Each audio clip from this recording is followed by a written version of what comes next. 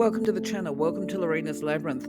I'm going to be talking about the angel Ongkanon today. She's the angel of communication. But before we do, as always, for the returning visitors, I do wish to say thank you for your ongoing support.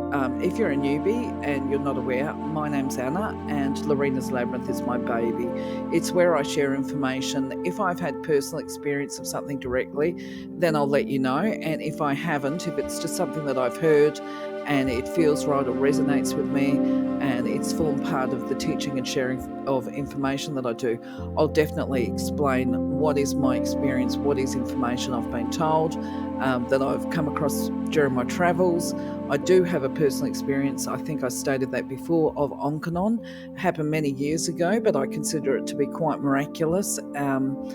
And when we have these kind of miraculous angelic events, they actually stick with us in the depths of our soul because they leave us in absolute awe of how incredible, how swift, how fast, and the feelings and sensations of communication can be. It's just absolutely awe-inspiring. So before we get going, let's take a quick look at who and what she is. And I should point out, for me, when it comes to angels, Ongkanon actually can present as the masculine or the feminine, but in my experience, I have felt that she was a feminine energy.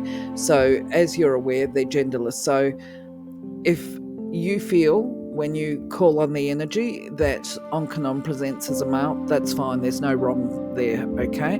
Now, the other thing to point out is that angels actually don't have feathers like what I've got in these images here. I do tend to put them in the images because I think it just feels nice, and I try to create something quite pretty.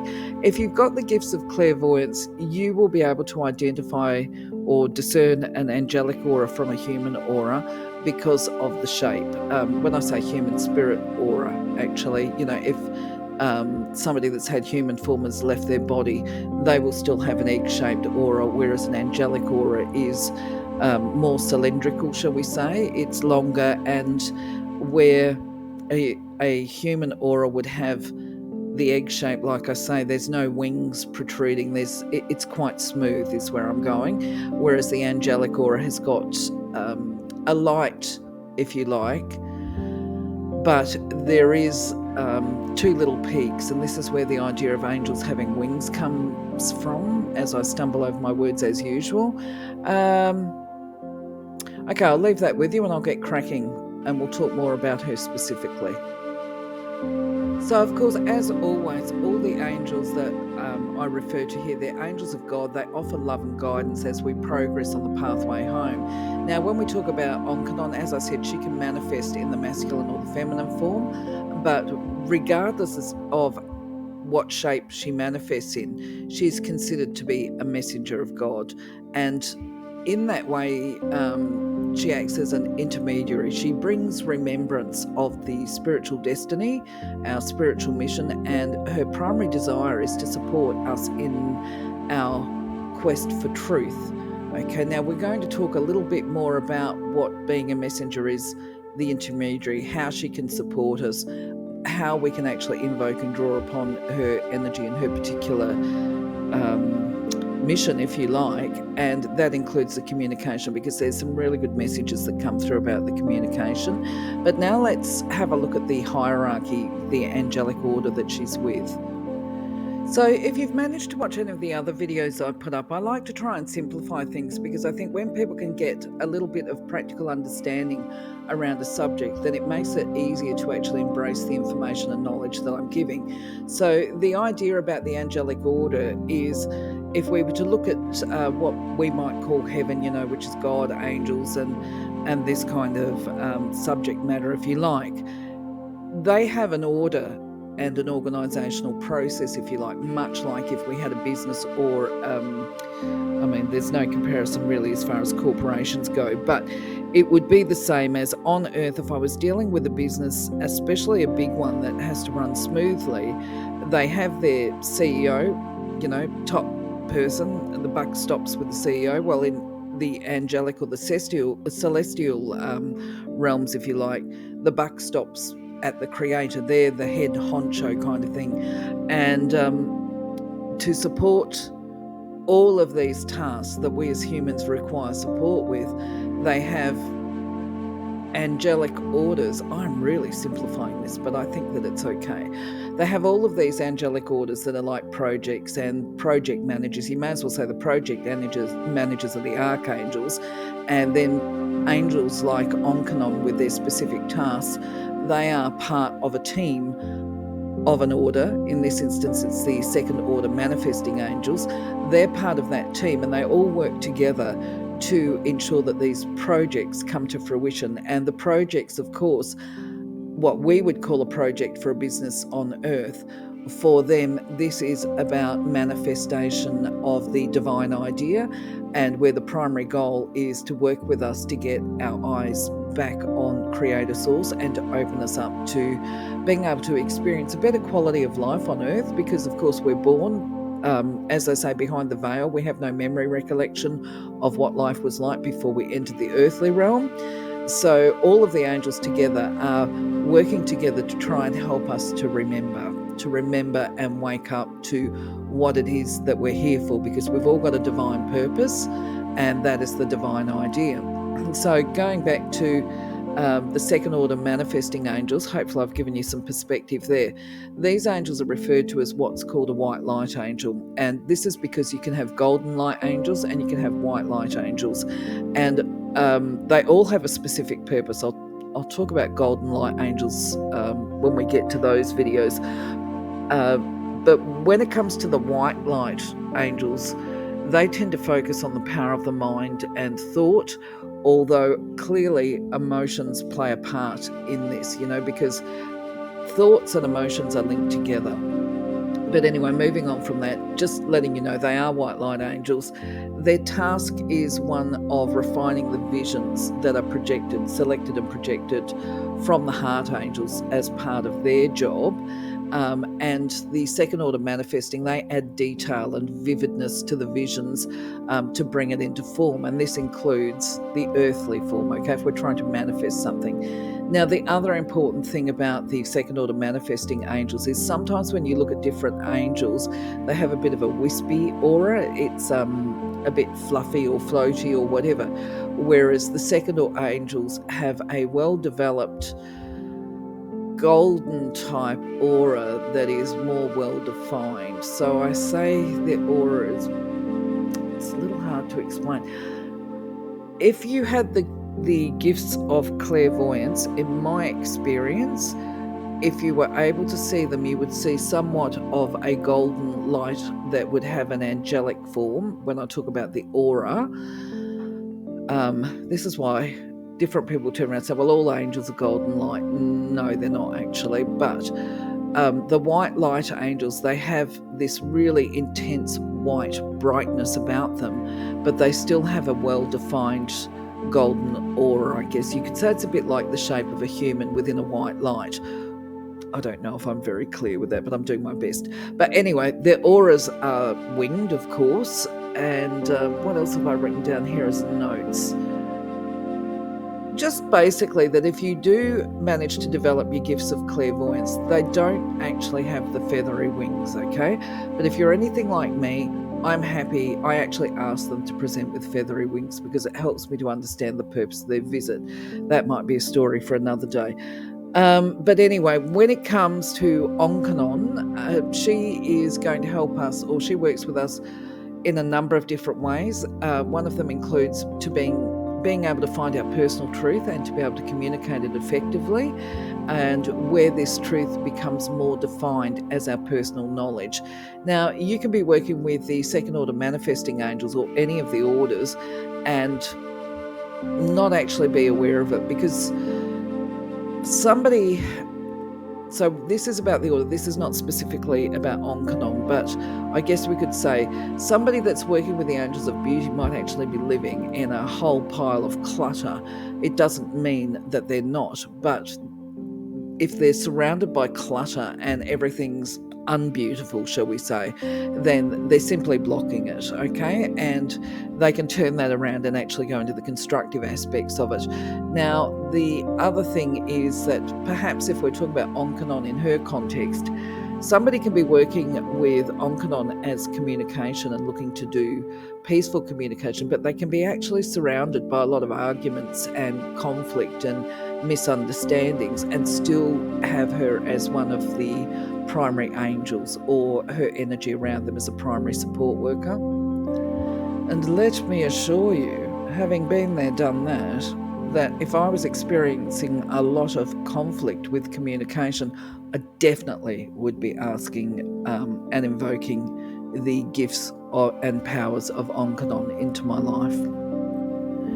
So, as the angel of communication, the first message that Ongkanon basically gives to us and reveals to us is that when angels communicate, they do it at a soul level and they don't use words. When the angels communicate, it is transmitted telepathically and it's conveyed by the feelings and emotions, which is where there is this need to develop emotional awareness and understanding, like what does that mean? If we feel something, I feel a bit angry. Am I angry or am I frustrated? That whole business of being able to identify and pinpoint the emotions is really important if we're seeking to communicate with the celestial beings. So the reason, well, obviously I'm sure there's many reasons, but for me, I like to think of it as when you feel a conversation, there's no room for misunderstanding, okay? Let me think on this for a second. I'll try to explain it a bit more. I guess what it is as humans, when we communicate with each other, we're reliant on words and language. And when we communicate on the physical earth plane, it's kind of custom made for deception and misinterpretation. People can speculate, there's conjecture about words, and it can lead to a lot of assumption. And the best, I think, explanation of this is you will see many people talk about the damage perhaps of social media where people, and SMSs, people using their phone and SMSing each other instead of picking up the telephone and making that call. I mean, historically, because obviously I'm an older woman now, back in the day, you could pick up the phone and call somebody and it was still ripe to be misunderstood because you weren't seeing a person's facial expression and the body language associated with the words. So you could still misinterpret and misunderstand what someone was saying to you. When you do a written conversation, you don't even hear tone, okay? So our human communication is just kind of custom made for conflict, okay? And not only that, when we're humans, we're taught that it's unsafe to speak of our feelings, right? And I would actually go a little further and say, look, it's demonstrably, if that's the word, unwise to really go to town talking about how you feel and my feelings are injured and that kind of stuff. It needs to be shared in a safe space. But going back to Ongkanon, her powers include this capacity to telepathically communicate with us. I'll go into it a little more in the slide. I just want you to hold this thought now that when it comes to angelic communication, it's telepathic, it's honest, and it is associated with feelings. There can be no misconstruing the guidance that you get. And I should actually have put on this slide, as I'm recording this, I don't, but I think I will. Before I actually load it up on YouTube, I will put on there that it's a very loving, gentle communication, okay? So before we go on and talk about the barriers for humans when we're doing our communication styles, I actually should have mentioned on the previous slide that when we talk about divine communication, there is nothing hidden. Everything is transparent, and all communication that's of a divine level is authentic, it's transparent, it's always loving, it's always kind, and it is never harsh or judgmental. Whatever mistakes we might make, even if we're getting guidance or divine communication, it is always going to be supportive and loving and sensitive and responsive to our needs. And in that way, it differs to the human communication, okay? Because, of course, when we as humans communicate, we communicate via words, we communicate through the use of language, and a lot of the time our interpretation of the use of words depends on our experience and our understanding of the language that we're actually speaking. So it's very, very easy to misunderstand what a person is saying, and it's also very easy to make assumptions about what they are saying, and those assumptions can mislead us in our interpretation of the words.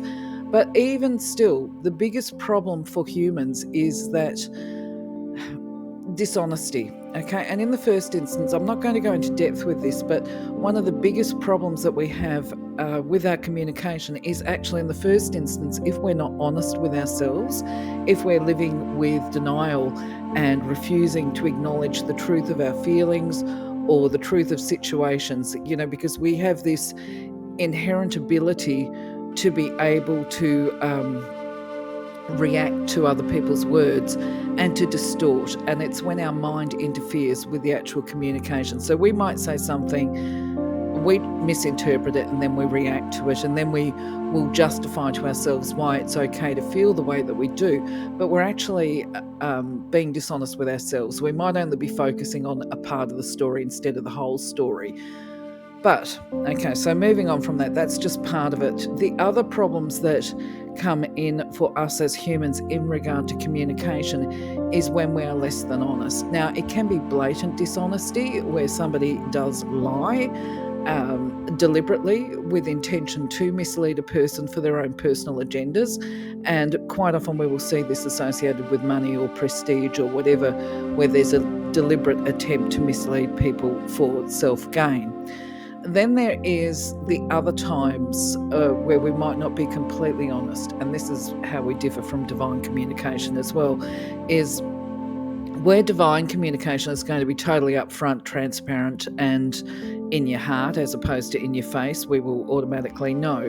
When it comes to human interactions, quite often you will know that you've heard people turn around and only give a partial truth. They won't tell the whole truth because of whatever their thoughts or feelings are. They might be scared that somebody's going to judge them if they told them the whole truth or whatever, or they might turn around and say, well, you didn't need to know that bit. Now, the problem is that when we do partial truths or only tell part of the story, we can be lying by omission, but for not telling the story. But whether it's a blatant lie or a partial truth and lying by omission, it's going to actually negatively impact a relationship because it impacts on the trust. So these are why it's called a barrier. It raises or creates a space for hurt feelings to occur. And even if it's not immediately observable, the person that gives partial truths, for instance, and lies by omission, what ends up happening within some of their relationships at least is they may actually end up feeling handpicked, because whenever they're asked an opinion or whatever, they'll be asked, do you really think so? And the person that's asking the question might end up asking 5 questions to make sure that they've got to the truth of the situation in a way that they are satisfied with. And they might still have a bit of a trust issue there still as well, because they are aware based on past that there's a history of deception, shall we say. Then other communication issues can be when there is an avoidance, one, with ourselves to actually face and be honest with the way we feel, and we might deny and suppress that, which is kind of disrespectful not only to ourselves but also to the person that we're communicating with. If they say, am I upset? Are you upset? And you go, no, not at all, but you actually are.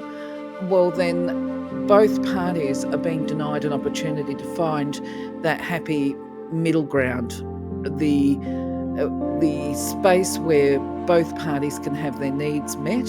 And if it means that by avoiding the conversation, there's another element to that as well. It denies an opportunity to a person for change and growth and this kind of thing. I'm going to try and quickly relate a story that I had when I was working in a school situation. I'm aware of time, so I'll try and be quick. But basically, it was a young person with behavioural issues, and there was a lot of behavioural issues. It was a special school for people that can't go to school in the mainstream. And I had to resolve a conflict between two of the young people where a young girl hadn't asked the young bloke if he thought she was fat. He decided to volunteer the information. We all know where this is going. And but the beauty of it was, or what was challenging, I guess, for me, really, from a human perspective, is I had to pull him up and say that wasn't appropriate. You know, you don't turn around and tell people that they're fat. And he was like, well, what was I supposed to do, miss? Lie to her? And it was like, well, in the first instance, mate, because I'm Australian, did she ask you for her opinion? Because most people who are fat know they're fat, okay? They don't need you to tell them. They're already aware of it. But the other thing is, if she had asked you if you thought, if she had asked you if you thought she was fat, you could have responded with a little bit of sensitivity, and I gave him a couple of strategies like, well, you know, perhaps you're carrying a little bit more weight than is healthy for you, or I have concerns for you as you mention it, that, you know, the extra weight that you're carrying, but you look great, you know, things like that. But is that, and he pointed it out, am I being honest when I wrap it up to be kind as well? Well, that's something I guess we all have to consider individually. But where I'm going with this is, at the very least, human interactions and forms of communication are rife with opportunity for conflict. And unless we actually work through this, through the conflict for fully transparent, honest, open, sensitive, compassionate and empathetic communication, we can actually create problems for both of us or all parties. And that can actually have karmic consequences for everybody involved as well. It can deny people an opportunity to grow, both parties, all parties. So bearing all this in mind, Ongkanon encourages a loving yet brutal honesty, you know, which is digging really deep. Now, when within all of this, I'm not a biblical person, but there are some biblical quotes that I actually quite like because they resonate with me. But there's one that goes along the lines of, I may not have this right, but it's where Solomon is speaking to his son, and he says something like, keep God's loyal love, which is mercy and truth, close. They should be kept so close to you that it would be as if they were a necklace on you at all times. You know, that truth and honesty be bound around your neck and written on the tablet of your heart. Okay, which I think is a beautiful quote. You might want to unpack that yourself at some point. But either way, the other guidance that we get from Ongkanon is to reflect, to dig deeply. What is it that we're scared to say, and what is it that we're frightened of? We should dig deep to strive for this loving but brutal honesty in all of our relationships, because it is through going deeply into our feelings that we're going to be able to see and reveal the truth. And when this happens, there's going to be an incredible outpouring of love and understanding, and this is between all parties. Now, Ongkanon can also act as an assistant or assist with communication. But of course, whenever we want the angelic assistance, we have to actually ask for it. So just remember that. The way you know to ask for it is if you stay alert for insights into your own feelings and lessons within your relationships that other people are teaching you. And by this, I mean, when you've got feelings for others such as love, anger, resentment, or uneasiness, you have to ask to understand the higher meaning as to why you're with this person, especially those that are troubled and those ones that are tumultuous. Because is it a karmic relationship? Because there may be playing out of karmic debt, you know, it might be about healing and forgiveness, and we have to be able to work this out. So this is when you've got these questions about life. Why is this happening? You know, ask for information. This is about communication as well. We as humans, we don't have to like everyone. The feelings that we have about a person could be a message or warning for us. I'm stumbling over my words, sorry. Basically, our feelings could be a warning, I'll repeat this, I'll start over, that a relationship or a person is not meant for you or me or whatever. If it's a relationship that's not bringing joy, then it might be time to move on, or it's certainly time to bring some healing energy into it. However, if the relationship is healthy, joyous, and positive, then revel in it and perhaps draw upon your communication skills to acknowledge the person and let them know how much you value them. You know, when we talk about strained relationships between family members, it's going to be very important to seek ways to understand the differences at the same time as recognizing sameness and similarities that we all have, because we are all people, regardless of who we are. We all seek to be loved and appreciated. So that's a similarity right from the get-go. But there are differences. This is why we don't all necessarily gel with each other, because our mind, our beliefs interfere with our capacity to connect. And if we are able to communicate effectively, we can bypass a lot of those conflicts. The advice for people that have got really difficult relationships, particularly within families, with siblings, parents, children, that kind of thing, is basically write a letter to their guardian angel and ask for the best outcomes or the good of all concerned. That's one way you can address it. You don't actually have to do this particular activity when we talk about writing the letters. You can do it in any scenario where some grief is occurring. It could even be a work relationship. If you've got a very difficult situation, you could probably write a letter to the guardian angel asking for the best outcomes, and that might mean that you leave and find a new job, or they leave and find a new job. But either way, you don't dictate how the outcome occurs, you just let it unravel in the divine way. Now, I'm always a little wary about sharing my personal stuff and my personal experiences with people, for whatever my reasons are. It can be a desire to keep them to myself for any number of reasons. But sometimes I think it's actually worth a mention. And I think to give you the background of why I have such a soft spot for Ongkanon is because of a miracle type experience that I had many, many years ago. It was absolutely amazing. And I feel that it's appropriate to share this with you guys. But to share with you the nature of the miracle, I have to, I guess, disclose a little bit of why it was so miraculous. And you might not, if you haven't been through this experience yourself, you might find it difficult to understand just what a stonewall I was at. I was in that place that we call the rock and the hard space. And what had happened briefly was I lived 7 hours from the city, and I'd driven to the city with my children at Christmas time. I was staying with my sister for this break, and my plans had included, because obviously I was a sole parent and I was struggling financially, my plans had included basically just having the money there to get myself down to the city, and then I was counting and relying on the child support payment to come in so that I could buy the kids Christmas presents and give them that quality of Christmas that all mums want to give their children. Now, what had happened was, because I'd left my ex-husband, there was domestic violence involved. And if anybody knows anything about perpetrators of domestic violence, they're very controlling. They like to control people, and they can be quite vicious and vindictive. And he was no different. So I ran into problems for a number of reasons. And the first one was, it's because it was Christmas time and Child Support Agency had a high volume turnover of administration and processing. And of course, they, being a government department, would shut down for 2 weeks over the Christmas period here in Australia.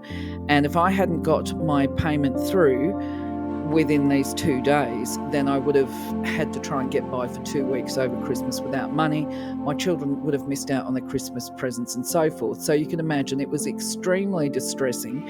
And I had been calling the Child Support Agency every day, asking at what stage they were at. I'd followed their advice, which was go and speak to the children's father, see if he's made the payment. Of course, all he would say was that he paid me. Child Support Agency said that unless I was able to give them the payment details, they wouldn't be able to process and fund my account for Christmas. So it was getting pretty critical from where I was sitting. It was about 3 hours to close of business. And my sister said to me, what are you going to do? I phoned my ex again and I asked him for the details. And he, being sadistic, as perpetrators normally are, was just like, well, too bad. Okay, wasn't worried about the children. So, of course, I got really upset. Off he went. My sister and I are sitting there, and she said, what are you going to do now? can't you go and do some of your magic type stuff? Because obviously I'd been experiencing a number of angelic type miracles around about that time. I said, well, there is something I can do, but I don't know if it will work, of course. And I was thinking about invoking Ongkanon, that this is what I could do. So I went off. I took a few minutes away from everybody, asked her to look after the children while I went in, and basically did an invocation and focused my intent on it. I came out about 5 minutes later, and my sister said to me, "What now?" I said, "What now?" I said, "We wait." I said, "And now it's in the hands of the divine. It's in the hands of the universe. All we can do is go with it." I said, "If we don't get the money come through, then we don't get it through, and it's by, under will, divine grace." Anyway, I'd barely got the words out of my mouth. It was like probably 15 minutes, if that, from me actually doing the invocation, and the phone rang. And it was my ex-husband had a new girlfriend at the time. And basically she just phoned me up and she said, "Look, what's going on?" She said, she was actually quite aggressive towards me. "I know he's paid you. I know the money has been paid to Child Support Agency because I can see right now exactly when that payment was made." She said it was a cheque and it was written on such and such. I said, "Give me the details," as you do. "Thank you very much." Wrote them all down. And I said, well, that was all I needed. That's what the argument was about. And anyway, where I'm going with this is, that was a miracle. The way that happened was a miracle that I could not have seen happen. And I was able to contact the support agency immediately after I got off the phone to her, and the money was in my account by the end of the day, close of business, and we had Christmas. The Grinch didn't steal Christmas. If you knew what it was like to have lived through that kind of stuff, you probably... I'm just thinking, if you haven't been through that kind of experience, you might not appreciate the miracle that it was for me at the time, but it certainly was an amazing experience. But anyway, you won't see information, as far as I know, anywhere that you can call on Ongkanon as an intervention type tool. But certainly if there's a breakdown of communication, you can call upon the divine, you can call upon Ongkanon, and then just be open to the way the information comes to you, would be my suggestion. So that's just a little tip you'll get from Anna, okay? So when we talk about reflections and revelations as well, most of the time when we're working with angels or doing any form of healing work, of course, we are putting the focus and attention on healing ourselves. But sometimes it's important to have certain information communicated to us, especially where there's been dishonesty in relationships and we're not able to get to the truth through people's mouths, shall we say, within the honest communication within physical relationships. And sometimes we do have to ask the higher powers, and that can include Ongkanon to be a messenger and deliver to us the information that we need to know as part of our healing. But I always put the disclaimer on there, under grace and in the divine way, because I don't want to incur negative karma by violating somebody else's privacy. So if somebody's being cagey and secretive with me and, let's say, dishonest or lying by omission, I will actually put it out to the universe that I at least get some kind of indication whether or not it's a karmic relationship or if it's something for me to heal within myself.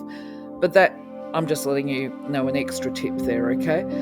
The other part of the guidance from Ongkanon is that we there's no such should, okay? It would be healthy and wise if we were to pay attention to our own feelings, because this is about being honest with ourselves and unpacking our stuff so that we can improve our communication. So I've got a couple of questions here that you can ask yourself and I can ask myself is, are you reluctant to, or you feel unable to tell other people how you're feeling when things happen and occur? Do you even know what you feel in any given situation? Are you fearful of the response of the people if you tell them the truth of how you feel? Do you freeze up? Do you get a lump in your throat and are unable to speak when things happen as well? These are all indicators that it's time to direct healing energy into. There's another couple of questions I'm going to give you as well, which is, do you explode in rage when things happen? And can you trust others to honour and respect your own feelings? ask yourself, are you a people pleaser? Do you try to please other people regardless of the personal cost to yourself? That can be part of an avoidant pattern, by the way, when it's like, oh, I don't want to be honest because, I'll just run for this conversation because it might result in somebody's feelings being hurt and I don't want to hurt their feelings. So we're not being honest with them if we're avoiding having these deep conversations. The relationships that are open and expansive and where parties are striving for the open heart and heartfelt, truthful and honest communication, these are the really precious gifts of love. These are the precious relationships to hold on to. Just to be clear, though, they're very rare to have that kind of depth of commitment, well, in my experience as well. And I think we have to be reasonable when we're interacting with other people, that everybody is on their own journey and at different stages. And this is part of why the open communication and negotiation ends up taking us to that next stage of the preciousness, if you like. Fear, anger, lack of trust and hurt in relationships, they're triggers, and they are triggers to mirror what's going on inside. You are encouraged to be willing to explore this dark side of yourself and find the truth of your feelings. Find out what you fear the most and release it in love. And this will open the way to healthier and better relationships with others. Now, as I said before, I'm not going to go into what it was, but once I start doing these angel videos, whatever angel video I'm working on, the energy, as I type this stuff up, it must be like having an affirmation. And I have some kind of healing association or healing experience associated with the video that I'm making. And I had one come up the other day when I was working on Ongkanon. And I was like, oh my God, I didn't even realize that was sitting within me. And it was like, yes, best I release that one quick, smart. Now, rather than go through these and take up time, I'm just going to mention that here's a couple of invocation suggestions for you. You can make your own, you don't have to use these, but just a reminder that you always invoke the Creator first, followed by the angel's name. You might want to also invoke your guardian angel through this process. And whenever we do an invocation, we follow up with gratitude, thanks be, and as I said, under grace in the divine way. And I think that's all I can really give you. You could pause this video rather than have me waffle on.